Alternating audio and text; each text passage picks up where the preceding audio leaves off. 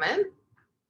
But as we do, if you want to go ahead and type in the chat your name, role, and location, and also the organizer for today, the bit.ly is there at the top if anyone would like to, put that in there. I have a less jumpy mouse, but it's still a little jumpy. So welcome. Melissa, just a FYI, you keep freezing, so we may need to turn off our cameras or something to help with the... I do? Okay, good to know. It's my robot day. I had that happen this morning, so I'm gonna turn my video off. I don't know what's happening today. We used to have bad hair days. Now we just have bad internet days, which is very strange. All right, welcome, folks, welcome.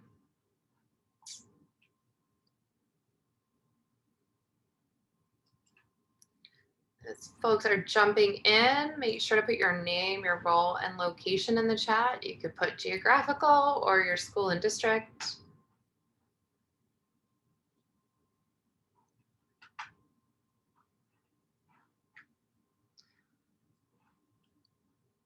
All right, so our organizer for today, the bit.ly is there at the top and we have it on a couple of slides. We have all of the links that will be mentioned today and used at the bottom there. So make sure that you have that organizer open, copied to use. All of the links that also one of our co-presenters will be using are in there as well. And I will be a faceless voice, it seems, for our duration today.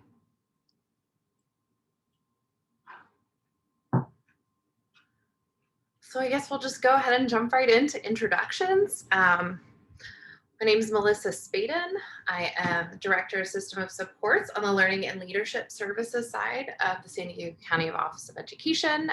If you have not joined us before for one of our weekly webinars, my work is on the measurement side of the house. So I work in assessment, I work on accountability, work in implementation and improvement science, data literacy, and a lot of research or practice and policy support. So supporting our schools, our districts, our charters, our LEAs, and how to implement the decisions that folks in the policy realm are making. And Felicia. Hello, everyone. Good afternoon. Happy Tuesday. I am Felicia Singleton. Many of you I have met over the course of the past several weeks. I am also Director of System of Supports in the Student Services and Programs Division at SDCOE. And my area of focus is equity-centered MTSS supports, which is on the behavior side of the MTSS framework. PBIS, restorative justice, SEL, social work services are some of the areas that I work in. Hi everyone, I'm Jewel Alderson-Clark. I'm part of our innovation division at the County Office of Ed, and my focus is on career readiness initiatives such as career technical education. Don't worry, even if you're not CTE, all the great things we'll talk about in the CTE realm are very much transferable across subject areas. So I'm excited to share some fun SEL connections with you today. And as always, to get us started, we are going to honor the land on which we are residing. Every community owes its existence and vitality to generations from around the world who contributed their hopes, dreams, and energy to making the history that led to this moment. Some were brought here against their will. Some were drawn to leave their distant homes in hope of a better life, and some have lived on this land for more generations than can be counted. Please take a moment to consider the many legacies of violence, displacement, migration, and settlement that bring us together here today. Truth and acknowledgement are critical to building mutual respect and connection across all barriers of heritage and difference. We begin this effort to acknowledge what has been buried by honoring the truth. Today we gather on the ancestral lands that carry the footsteps of the Kumeyaay people. The Kumeyaay people have stewarded this land for centuries, and this land has nourished, healed, protected, and embraced them for many generations in a relationship of balance and harmony. Today, the Kumeyaay people are present in 13 bands located on reservations throughout San Diego County. We pay respects to their elders past and present. We acknowledge this legacy and we find inspiration from this land, the land of the Kumeyaay. And today's welcoming activity, a warm welcome, is something, it's something called window swap. And what window swap is, as you know, we're all in this pandemic and travel has been very limited for a lot of people. And I was introduced to window swap. I just fell in love with it. And it gives you an opportunity to look at the world through someone else's window. And literally, I have been all over the world in the safety of my own home, but it just calms me down. It gives me a moment to just reconnect, recenter myself, and step away from the hustle and bustle of work or school or just life. So today we thought it would be fun to go into another part, somewhere outside of where we are right now, and that's going to be our mindfulness moment. We're going to spend just a few moments, and you're welcome to turn your camera off, but we're just going to do some inhaling and exhaling as we begin our session today. So it looks like we've landed in, where are we, Melissa? We're in London. We're in London. So I'm just going to ask that you lower the gaze of your eyes or close your eyes. And again, if you prefer, you may turn your camera off. And we're just going to, I guess doesn't make sense to close our eyes today. We're going to look at London. So you could turn your camera off and just look and just take a deep breath in, inhaling, hold it, and breathe out with a deep exhale. Again, going to inhale deeply and exhale. And just move your head from side to side. Rest your feet firmly on the floor if you're able, and just lean into your position and just feel the weight of your body and your legs and your feet and your shoulders as you just release whatever your day was today. We just ask that you release it and give yourself permission for 1 hour to enjoy the scenery of London and this session on SEL and academics. And we're going to take one more breath in, breathing in and holding it, and exhaling out. And as you exhale, just start to open your eyes and rejoin us in our session. And another thing I like about window swap is sometimes we talk about walking in another person's shoes. This is a great activity, a warm welcome that we can do with our colleagues. This could be done with, if you're a site leader or district leader, with your teams.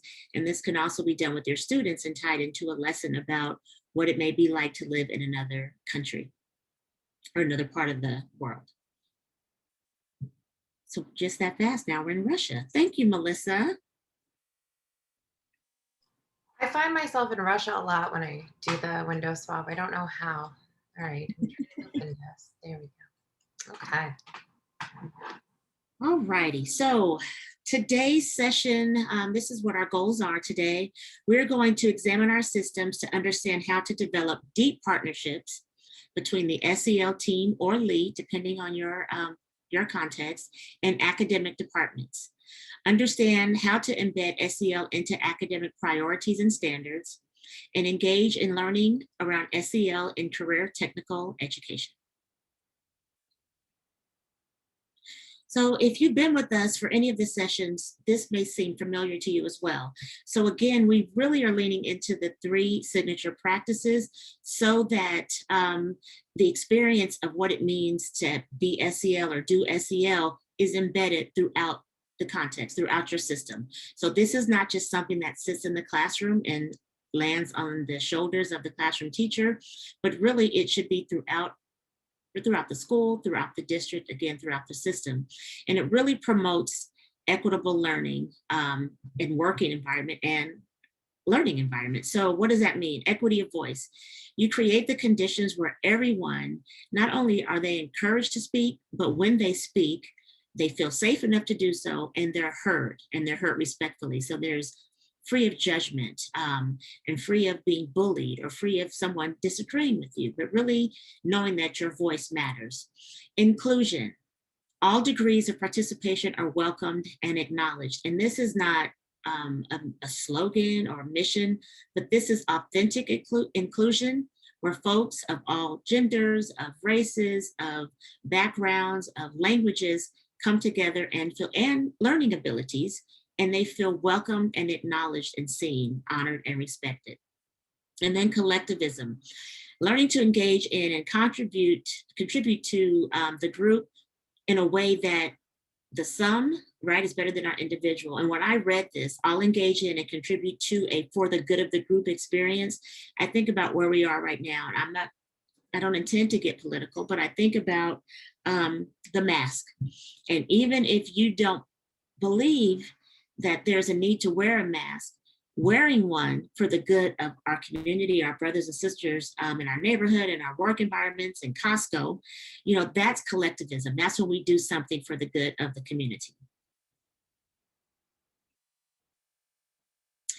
And so, again, we're talking about SEL being infused throughout the student school day in every interaction and setting.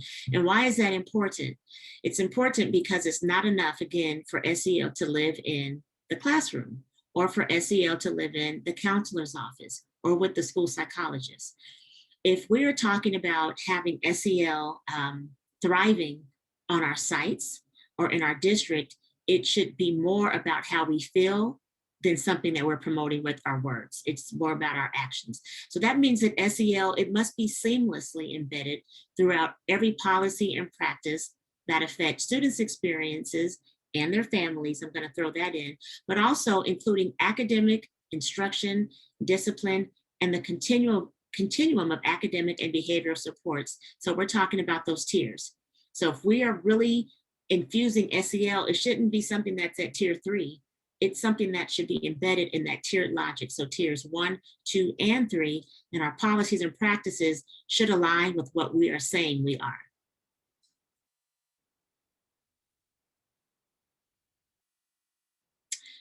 So when we think about SEL being embedded throughout our system, what I think about is how should that look? So let's think about that for just a second. Let's reflect on it as a group and think about if SEL is something that not just we're promoting, but we're practicing and we're infusing it in our system, what does that look like for students and for staff and for families and our communities at large?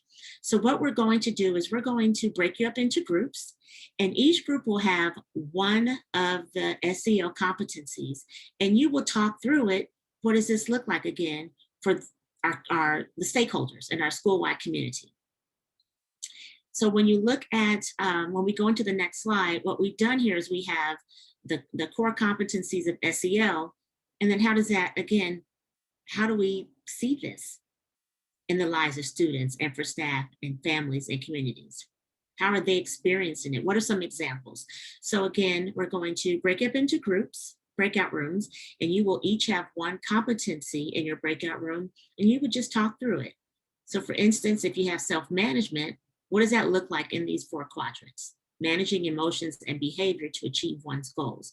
So for instance, I think of the tardy bill. Some students are tardy.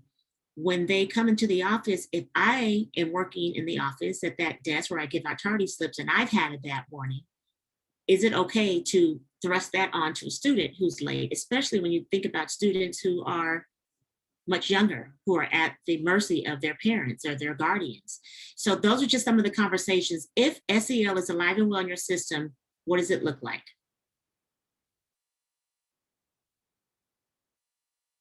All right, so if folks want to take a moment to choose which competency.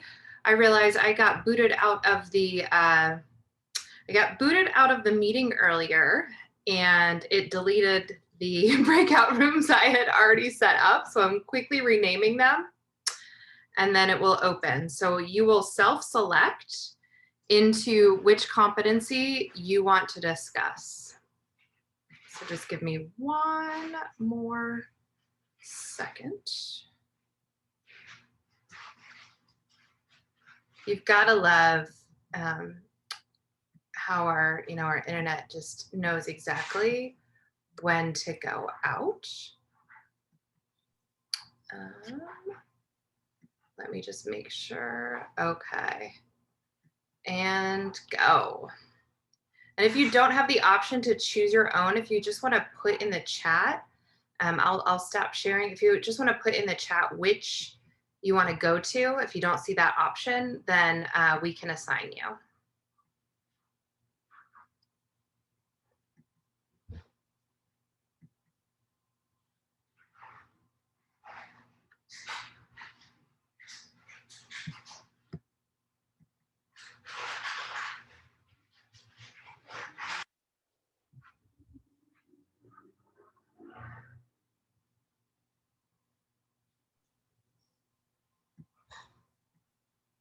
All right, Louise. John.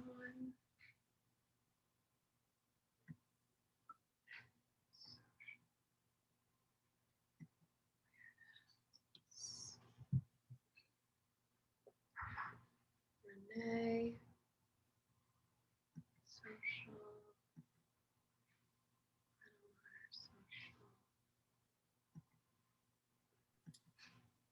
If someone hasn't selected self-awareness, we only have one person in there right now. I'll go there. I don't see anything, so I'm not sure what I'm supposed to be doing. It says breakout rooms. Yeah, I don't see breakout room anywhere. Oh, no. okay. I don't know where I'm supposed to go. It could depend on which Zoom you're coming in from. So I can go to so- self-awareness. Okay, there we go. Thank you. Thank you. I think everybody else who puts Notice some versions don't have where you can choose. So yeah. I think everybody else might be away from their computer or trying to figure it out. Jose? Yes. Were you able to, so what we did is we had just opened breakout rooms to choose a competency. So you should be able to see it. And Yeah, and any recommendation, or can I choose? you can choose whichever one you're interested in. So one of the 5 SEL competencies are going to be discussed in a breakout room.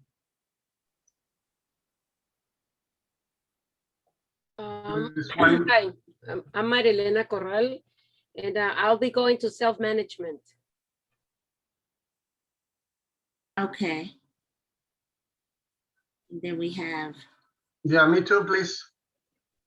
Mr. Valles, go to the bottom of the. Oh, he just said me too, so I put him in self-management. Okay. Okay, good. Okay. Oh, here we go. Oh, that's why that other message is. I don't know. Okay.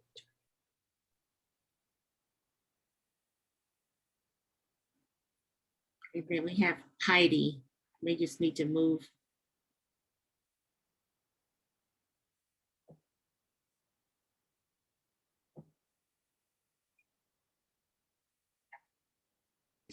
All right.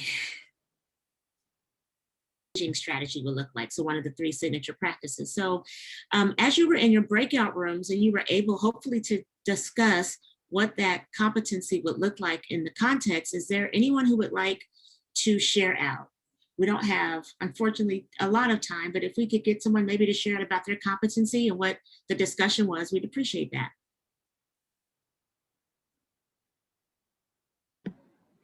Our group shared a lot about the stress of kids that have been isolated all year, coming back into the school environment. I had mentioned that it's going to take 4 to 5 years, stats say, for them to catch up academically, but socially, how long is that going to take? I feel really concerned about their social well-being. So, thank you, John. That's very powerful. And thank you, Rocio, for sharing. She likes selecting her own breakout room. That's all Melissa. Melissa S to Melissa V and Rocio. Is there anyone else who'd like to share out? One more competency before we move on? Windows open? I can share. We were talking about the relationship skills and relationship building and how critical that is to have those relationships before students can have success, and pulling in, looking at being aware of different cultures and cultural expectations. For example, we were talking about in some cultures, it's not really acceptable to ask for help.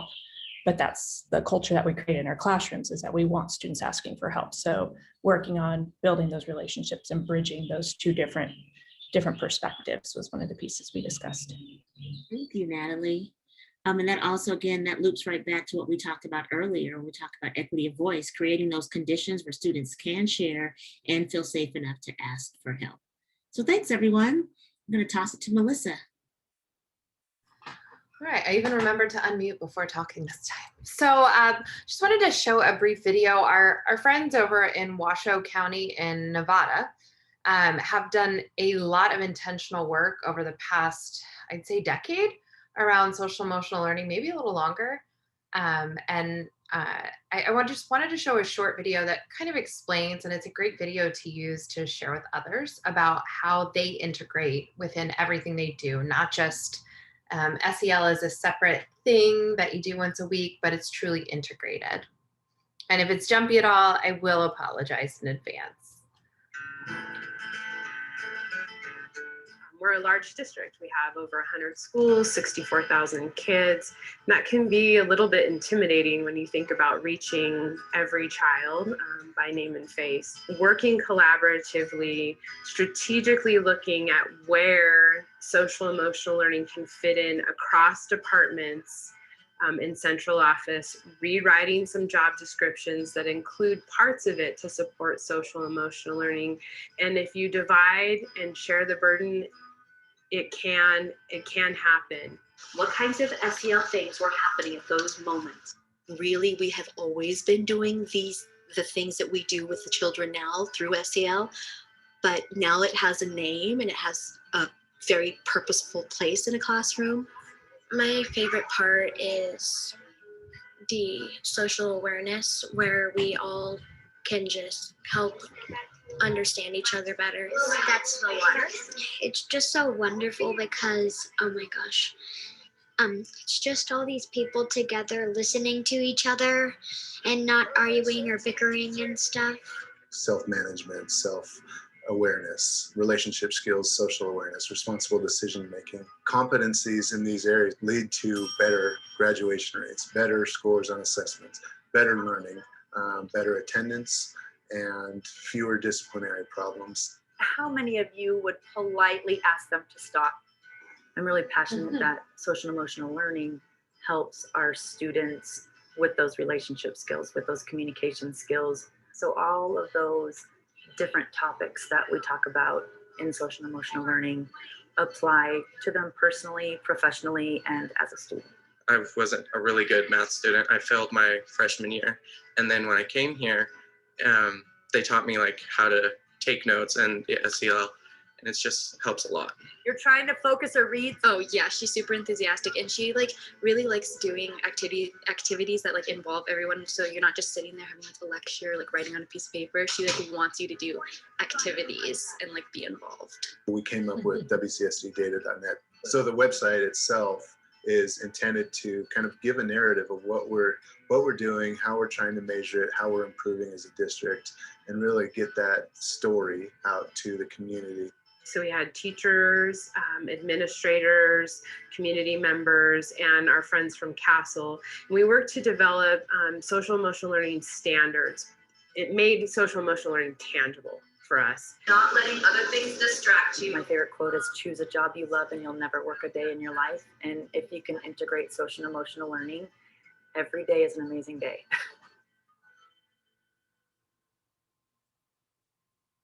So full disclosure, I actually met the Washoe County folks because of assessment and the work that they had done. But I just thought it was very impressive how intentional everything has been that they have done in this area. So some of the things that they mentioned, you know, their organizational chart, their roles, their job descriptions include SEL. And that was something that they had to shift, right? Because it's something that everybody owns, everybody works on together. And so it has to be an expectation that it's part of what everyone does. It's really important to them that it's housed in a department that's like everyone, that focuses on all students across the entire organization, across the entire system. Creating a plan to align all of these pieces together. And then the other piece, they talked about SEL standards. And after our content spotlight, we'll talk a little bit about that work and what that means. But what Trish said is it made it more tangible, right? So we know that we have the 5 competencies. And if you did open the integrated SEL document, you know, there's some questions or some statements, but with standards, it helps folks understand what this looks like in action. And we like to also say, and it's content agnostic. So it carries across all content areas. Some districts or states have done by grade band to, you know, adjust the language for the younger grades, but really making it very clear about what this looks like or what this should be. And then ensuring that there's ways to have regular updates, ways that it's assessed in some way and measured, and not a student, you know, not going on your report card, not you're not doing well at responsible decision making, but more one of the assessments they have is to see how students rate those for difficulty levels, to understand what students need more support in, because that's another way of assessing how to focus the teacher's work. And then really having systems for that cross-departmental meeting to happen. So Felicia and I sometimes like to pat ourselves on the backs for this because she and I have regular meetings about the work that's happening. But really, this is something that she and I have shared, full disclosure, is something that we're working on at SDCOE and finding ways to really work across our system to encourage and require collaboration around SEL. And then the last piece is really the support with implementation. If you're in a district, then you know that every single site is different. If you're part of a charter network, you know that every single site is different, that there are different needs. And so really thinking about what are the specific supports needed for each site to be successful. So we just want to take a moment. We want to make sure that we have time after the SEL or after the CTE presentation, but just take a moment to jot down and think about who's your SEL brain trust right now. One of the things that we talked about was what would it look like if it happened across a team, et cetera. So what structures exist that work well right now? Where could that alignment start? Who are your key allies in this work? So I like to call it the brain trust. It's an old reference from the TV show Scrubs. But think about, just take a moment, jot down, think about who is your ideal team that you would focus on starting this work.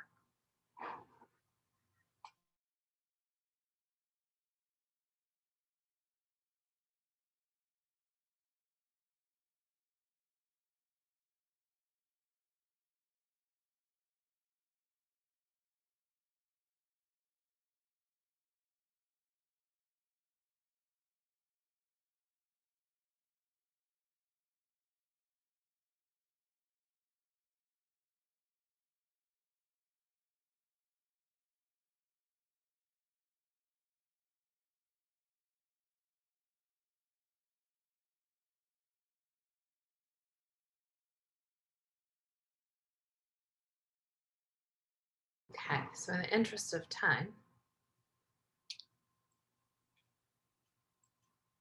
we're going to turn this over to Jewel to talk a little bit about SEL in CTE. And Jewel, just tell me when to move forward. All right. Well, thanks everyone for joining in. You know, I think a lot of us are looking at career readiness across all of our subject areas. And so I think you'll find a few helpful tidbits along the way here. So if you want to go forward. But first, I wanted to make sure a lot of people don't actually know what we do in CTE. It might be that program who has a site like way out in the parking lot, or it might be in the classroom next to you. But CTE programs are programs that are designed to prepare students for ongoing education, long-term careers, citizenship, and entry into the workplace. And so this is straight from the CDE website that we're responding to needs of economy, but also tying into our students' desires and future, and trying to connect the dots for them as they go forward.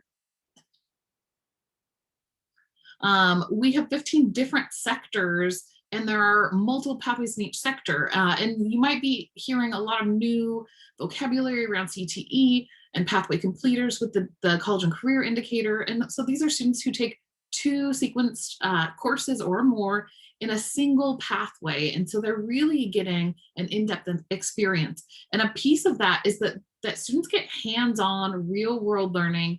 They're building their skills along the way. And they get to interact with industry in the community, whether industry comes in or they get to go into industry. And so this is really a way to connect with students in a really engaging and exciting way. So that's your quick intro to what CTE is, if that's something that you've just kind of seen along the way. But let's take a look at the actual definition of SEL, because as I looked in, and that's on the next slide, as I really was thinking about what I wanted to talk to you all about today, I think a lot of times some of the people that I've worked with really think about SEL as like this relationship building and connection, but really we're not just trying to build relationships, we're trying to build our students' healthy identities and really think about how the things that they learn in our class might impact their future, might impact where they're going. And then also how to manage all of the, whether it's emotions or empathy or relationships along the way. And so as we get into this and we really think about SEL, the question is, how do we let that impact our students in their future and their concept of what they have and what they're bringing to the world around them? And so one of the big kind of concepts that I talk a lot about is something called ikigai. And so this is on the next slide. And this is really this idea. So this term ikigai, it is a term in Japanese that means reason for being. So I want you to think for a second. Think about your position and your job. I'm hopeful that something in your job is something that you love. I definitely know that if you're here, then the world needs the work that you're doing. I'm hopeful that the position you're in provides a cost of living and the wages and those kinds of things that help. And you might have gotten a spring break, right? These are the things I talk to students and teachers about. How do we help students understand what it means to be paid or what makes a job a good job? And then our role in education is to help our students become good at these things. So if you look at this kind of diagram, this is a lot of information to digest, but there's a link to an entire slideshow of this in your take-home document. But this is really, no matter what we're doing in education, there's a lot of alignment with SEL practices if we're being thoughtful about the way we help our students plan for their future and develop the skills, and really like this, what you love, this is their strengths, interests, and values. And if you've done work with students thinking about, their context and where they come from and how that can impact the world around them, that's huge. And so this is just one of kind of the bigger conceptual ideas I think has a lot of overlap in the world of SEL, helping our students navigate, giving them so many kind of capabilities to look at their future and to think about themselves and how those fit together. A lot of kids don't actually know that they can love their job because they might not know very many people who do. And so this is a really great conversation to have with students and to come back to really helping them think about their future and where they're going.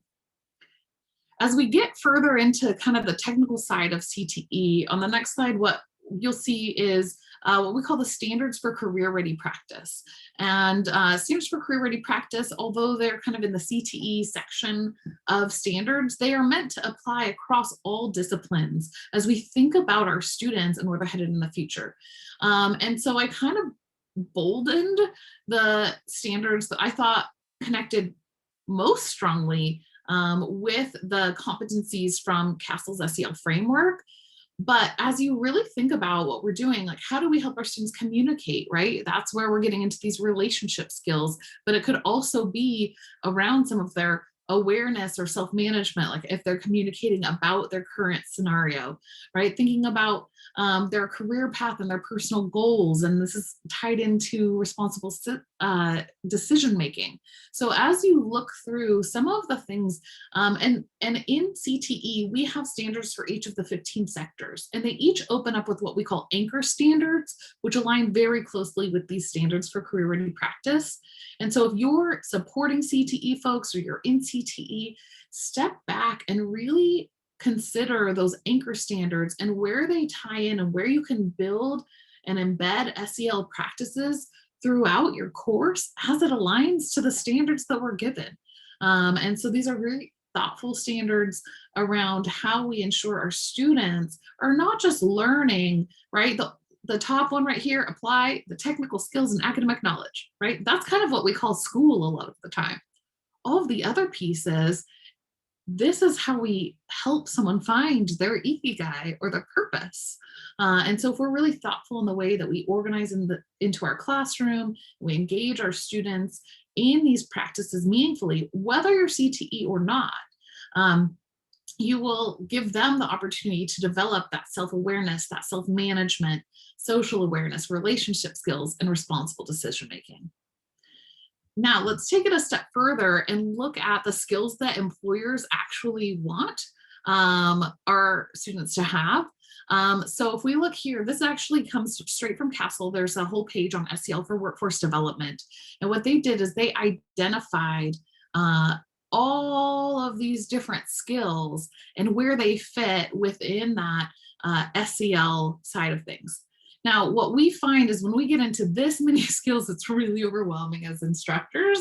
Like, how do I teach all of these things? Additionally, you probably are touching on all of these things, but if we don't model, evaluate, and provide students with an opportunity to build goals in these spaces, then we are not giving them the opportunity to grow as much as they could, right? So what we did is we actually worked with our local workforce development board, the San Diego Workforce Partnership, and we developed a series of rubrics. And so on the next page, what you'll see, and it's also linked in yours because you might want to dive in, but these are the 6 skills that are most desired by San Diego County employers in their job postings. All right, so they went through, they pulled all the skills, and then they categorized them into these 6 categories. The cool thing is that we went ahead and we made a series of rubrics to help students engage with these. Now you say rubrics, how are we going to grade a student on communication, on collaboration, on emotional intelligence? I can't grade a student on this. But really there are 1-point rubrics that are focused on growth. So one more slide forward. What you'll see here is just a quick screenshot of the rubrics, but if you go to the page that we have on them, you can access everything. There's no paywall or anything, but they're 1-point rubrics. And so what you can do with students is, even in a given unit, you can pick one of these different essential skills. And at the beginning, you can have them do a self-evaluation and set some goals around where they want to go with this. The nice thing is that by having the criteria in the middle, that's a form of a model so that students actually understand, like, what does it mean to be, to collaborate, right? We talk about collaboration, you need to have good teamwork, all of these things. But if we don't actually like itemize what that means, a lot of times our students just don't understand where to go next. I wouldn't say give them all of these at once in any scenario, but using one in a unit, or maybe you have a project for project-based learning, and you're like, okay, one of the things we're going to do is we're going to work through collaboration, and this is what it means to collaborate with your team. And you can even have them evaluate each other on how it went. So these are really great tools in that case. We also developed a student reflection document. So on the page, you can go through and you can assign students at the end of a project, if they are posting a portfolio piece, at the end of an assignment, you can give them this reflection document where they self-select one of these different criteria or competencies that they want to evaluate themselves on, and how they grew in that time and what kind of goals they want to set. So really helping your students as we think about the skills that they're developing, how do you help them to understand what it means to set a goal? How do you model for them these competencies? In CTE, we've worked with our workforce folks on looking at this as like on an employer standpoint. So we're preparing our students to be successful in work, but all of these are really important for them to be successful in life, in relationships, in college, and also right now in their high school and or middle or even maybe elementary school. We haven't played in that sandbox with these particular rubrics, but wherever you might use them, if you enjoy them, please feel free to let me know if there's anything that would make them more useful. But we are always excited to share some of these with you all. And so I think with that, I have a ton of resources here. So if you want to have further reading, ACTE, which is the National Association for CTE, last week released a whole document on connecting SEL to career success. There's some webinars that have come out, as well as those links to the CASEL SEL for Workforce Development, our essential skills, and those standards for career ready practice. So I really encourage you to be really thoughtful about how the SEL techniques that you are using in your class might impact a student's concept about who they are, where they fit in the world, and how that impacts their future, whether you're CTE or you're any other student.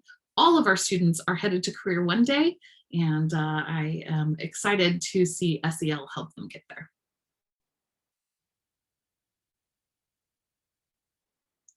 And I'm still muted. There goes my streak of remembering to unmute myself. It lasted less than an hour.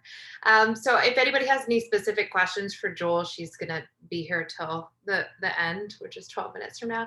And all of the resources are linked. As always, we'll post our slides right after so we can make any necessary corrections. But all of these resources are linked to the organizer, which I posted again in the chat. So thank you, Joel. Thank you, Jewel. That was fantastic. So Joel shared a couple different, the standards for CTE, which I think are very clear and helpful. And so we wanted to transition just to talk a little bit about what that could look like in your school, your district, creating specific SEL goals that folks would work towards, or standards, as we don't officially have those as content agnostic state level standards in California. They are embedded in the new PE and health standards. However, as a state, we haven't done this work yet. So I thought I'd highlight some of the work that Illinois has done, because CASEL has specifically worked with them in engaging in this process. And as a lot of you know, we like to share what's already there. There's no need to reinvent wheels. Instead, we can adapt. And so what they did is they created 10 standards with specific goals. They have age-appropriate benchmarks and performance descriptors to help teachers really have that lens on what this will look like. And so the reason that they focus so much on the integration and of having these standards that teachers can have access to, parents can have, students can have, making it really clear, is that seeing how the current systems exist and being able to integrate within this, ensuring that they're embedding SEL into whatever curriculum they have. Because I know, a lot of curricular products are now being more thoughtful about integration. But a lot of that just simply does not exist yet. Thinking about, basically, if we know enough about SEL, if we have, of course, there's a fan outside, if we have that language, then when teachable moments come up, we have that language ready to point it out. Because, we need to keep reminding ourselves that, as we see in this video, as we know, we're doing a lot of these practices, but by giving the name to it, it makes it more powerful, and it stays with the student much longer.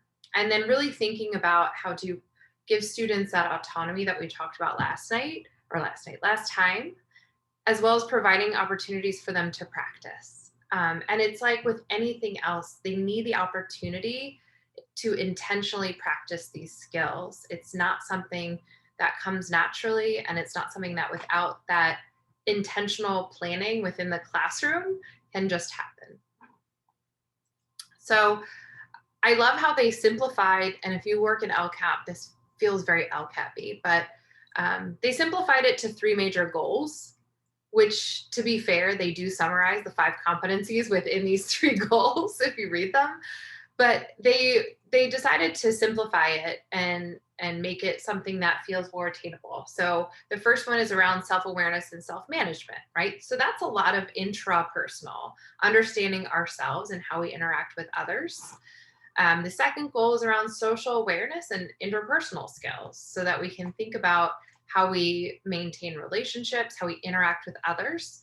And then that third one is the decision-making skills and responsible behaviors, right? And so I really liked this because it makes it something that feels a bit more manageable than a long book of standards as we are so accustomed to seeing these days. Now they do have those long books of standards in case that's something that you're interested in, and those are linked. But what we really appreciated about this is they decided to pull it out into performance level descriptors. So it's something that is age appropriate.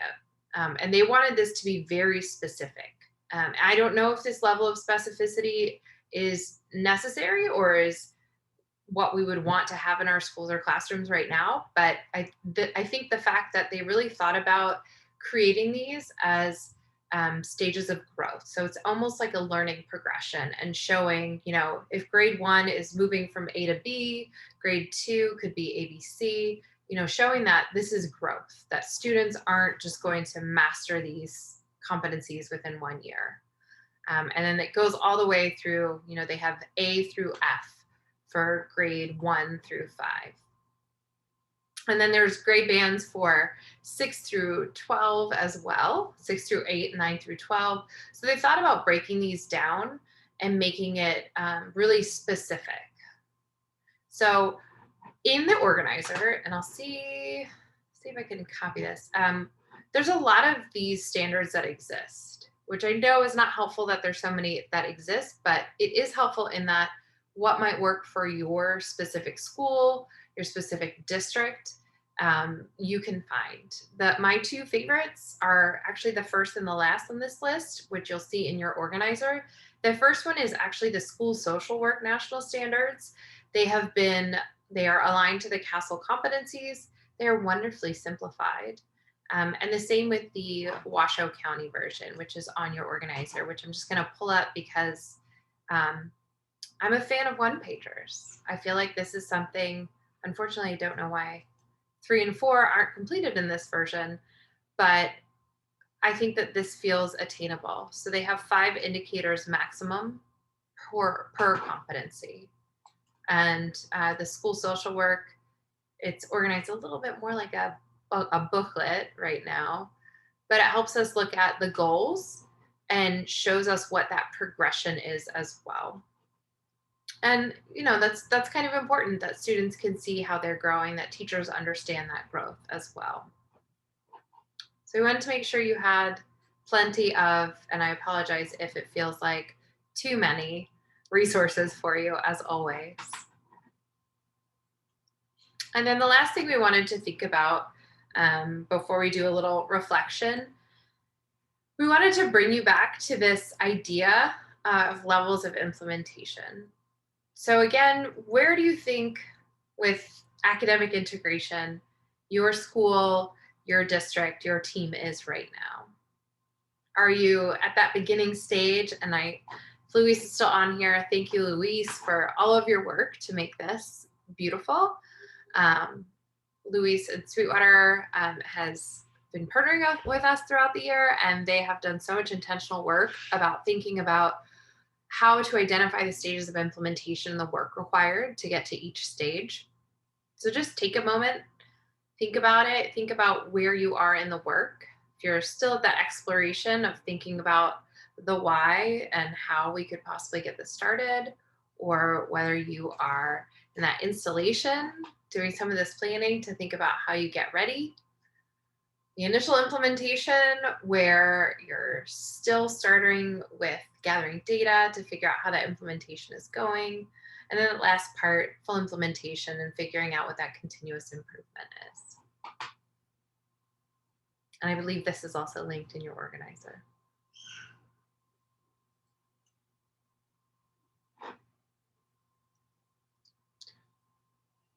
So we wanted to just take a moment, and if folks would not mind in the chat, just thinking about and reflecting so that we can see, I know Felicia loves the waterfall chat, where you think your team is in implementation so we can have an idea for our last session next week.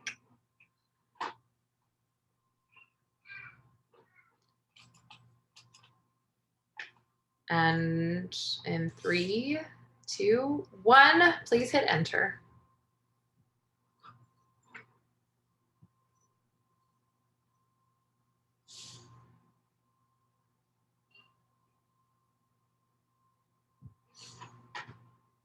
This is super helpful. And again, this is not a gotcha, but it's a way to inform us, and as well as giving yourselves the grace to just interrogate your system. We know that hope isn't a strategy, but when you don't use implementation science or research data to inform your system, then you can't ensure equity. So that's really why it's super important. Not only is it sustainable, does it help it maintain sustainability, but it also ensures that we are getting what all students need when they need it, when we're using implementation science. So our reflection for today, if you could just take a moment and think about what your next steps are. We like to think about when we've done, when we do implementation work and initial planning, think about what can you do for tomorrow? What's your one next step you can take within the next day? Unless you're starting your vacation tomorrow, which means that I'm sure nothing. 1 week, 1 month, and what's a long-term goal? Choose one of these, and we're going to do one more waterfall chat. So think about your next step. What is most realistic for right now? Just take a moment.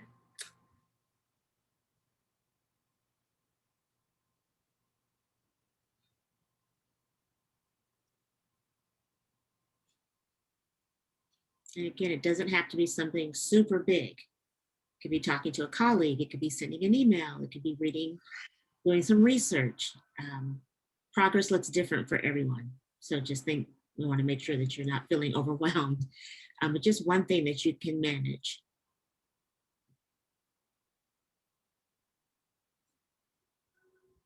Okay. And if we're ready, you want to go ahead and type that in the chat and enter.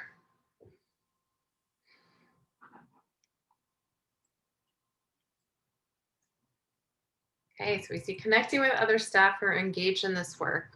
Thinking, yeah, that's an important one, is thinking through this process.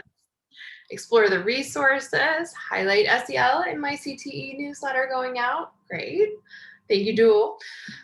Talk to colleagues, doing more research, a lot of research. Collaboration with principal and counseling team. Get the resources, yes.